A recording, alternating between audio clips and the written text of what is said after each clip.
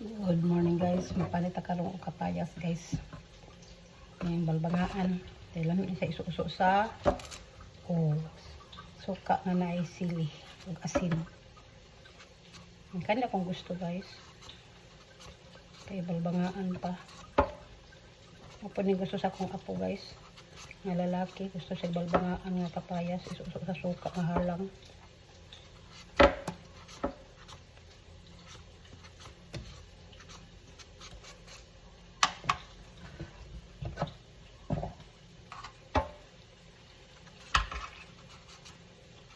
Kapit na po na hinog. Ay, ano kaayo.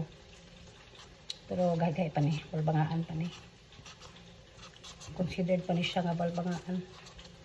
Dami kini sa isuso sa isa sa suka nga halak ayo. Nya na asin. Ang sarap. Lami mi ganyan na sili no. Kana lang guys, thank you for watching.